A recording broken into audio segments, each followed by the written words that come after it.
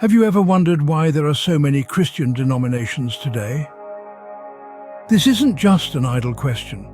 The answer takes us on a fascinating journey through the pages of history into a world of conflicting beliefs, deep-seated tensions and power struggles. Our destination? The Great Schism, a monumental event that forever altered the course of Christianity.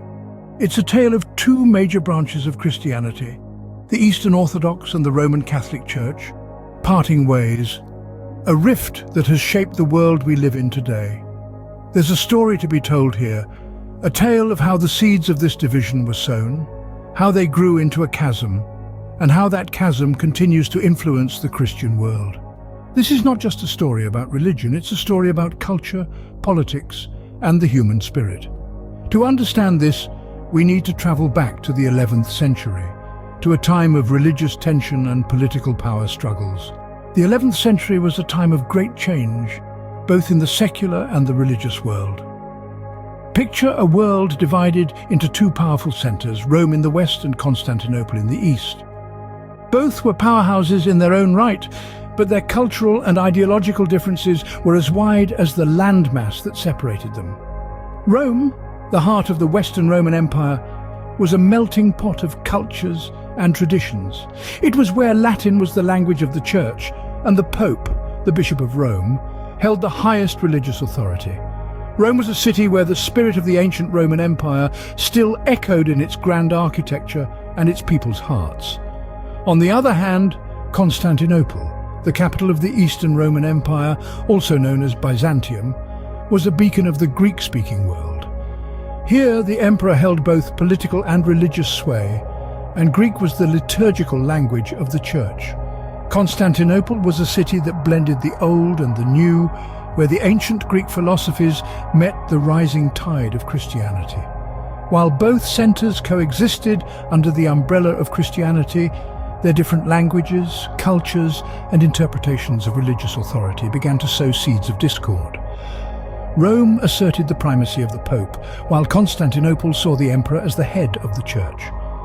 This difference in ecclesiastical thought was not merely a disagreement, but a divergence that would shape the future of Christianity. Add to this combustible mix the political ambitions, territorial disputes, and the challenge of maintaining unity in a rapidly changing world, and you have a recipe for tension. This tension simmered beneath the surface, occasionally erupting into open conflict, but never quite reaching a breaking point. But as the 11th century dawned, the world was changing, and so were the balances of power. The lines between the secular and the religious were blurring, and the old ways of doing things were being questioned. These tensions were about to reach a boiling point, leading to a split that would change the course of history. In 1054, an event took place that would mark the beginning of the Great Schism. It was in this year that the simmering tensions between the East and the West came to a head. The Christian Church had always been divided by cultural and political differences, but the unity of faith had held it together. However, as the years went on, the gulf between the East and the West widened. Differences in traditions, language, and political alliances started to strain this unity. At the center of this brewing storm were two key figures, the Pope in Rome and the Patriarch of Constantinople. Both were powerful men, both claimed spiritual authority over the Christian Church, and neither was willing to back down. The situation reached a boiling point when the Patriarch Michael Cerularius decided to close down all Latin churches in Constantinople. This was a direct challenge to the authority of Pope Leo IX. In response, the Pope sent a delegation led by the fiery Cardinal Humbert to Constantinople.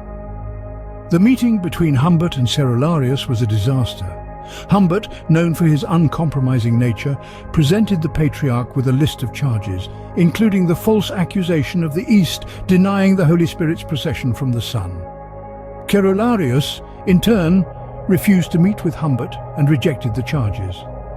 As a result, Humbert stormed into the Hagia Sophia, the greatest church in Christendom, and placed a bull of excommunication on the altar, publicly excommunicating the Patriarch. This act was a spark that ignited the flame of the Great Schism.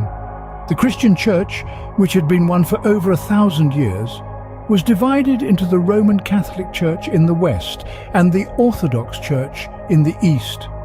It's important to remember that this event was not the cause of the schism, but rather the culmination of years of growing differences and tensions. The excommunication was the proverbial straw that broke the camel's back. This event, while significant, was only the beginning of a much larger divide. The Great Schism was not a single event, but a process that took centuries, and its effects are still felt today. The excommunication of 1054 was not an isolated event, but the culmination of centuries of tension. This tension was a complex web of theological, political, and cultural differences that had been simmering for centuries. The schism didn't occur overnight. Instead, it was the result of a slow and steady drift, the tectonic plates of faith and power shifting until they finally ruptured. One of the most significant theological disputes was the Filioque controversy. This debate revolved around a single phrase in the Nicene Creed, a statement of faith widely used in Christian liturgy. The Western Church had added the Latin word Filioque, meaning "and the Son," to the phrase describing the procession of the Holy Spirit. This seemingly minor alteration was seen by the Eastern Church as an overstep, a unilateral decision that disrupted the balance of theological understanding. Beyond theology, political differences also played a significant role. The Pope, positioned in Rome, was seen by the Western Church as the ultimate authority, the successor of St. Peter. But for the Eastern Church, the Pope was just one among many bishops, albeit a highly respected one. The Eastern Church valued a more egalitarian structure, where decisions were made collectively. Cultural differences further fueled the divide. The West was Latin-speaking, while the East spoke Greek. The West used unleavened bread in the Eucharist, while the East used leavened. These differences may seem minor to us today, but they were symbolic of the growing divergence between the two halves of Christendom. As these tensions escalated, they reached a boiling point in the year 1054. The Pope and the Patriarch of Constantinople excommunicated each other, formalizing the split that had been centuries in the making. The Great Schism was now a reality, marking the separation of the Roman Catholic Church and the Eastern Orthodox Church. The repercussions of this event are still felt today, a testament to the deep-rooted and complex nature of this historical schism. The Great Schism had profound and long-lasting effects on the Christian world. It was a wound that went far beyond theological disputes, cutting deeply into the fabric of society and politics in Europe. The immediate aftermath saw several attempts at reconciliation. These efforts were driven by a mixture of optimism, pragmatism, and a genuine longing for unity. But they were also fraught with challenges. Differences in culture, language, and political ambition added layers of complexity to these initiatives. One such attempt was the Council of Lyons in the 13th century, where delegates from both sides convened with hopes of healing the divide. However, despite initial promises, the council ultimately ended in disappointment. Another council, the Council of Ferrara-Florence in the 15th century, again attempted to mend the schism. This time there was a brief moment of unity, with both sides agreeing to a union. But the unity was short-lived, and the schism remained. The effects of the Great Schism rippled out into the wider political and religious landscape of Europe. The split not only created two distinct Christian churches, Eastern Orthodox and Roman Catholic, but it also led to the rise of national churches and played a significant role in shaping the religious map of Europe. Politically, the schism deepened the divide between the East and West, influencing alliances, wars, and power dynamics for centuries to come.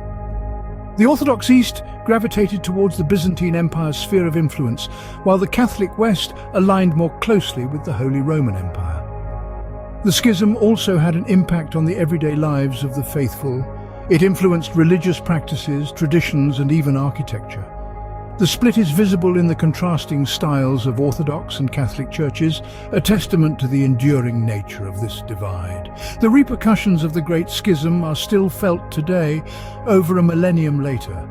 Its effects continue to shape the religious, political, and cultural landscapes of our world, a poignant reminder of a divide that has yet to be fully healed. The Great Schism was a turning point in the history of Christianity. It was more than just a philosophical dispute, it was a seismic shift that forever changed the landscape of faith.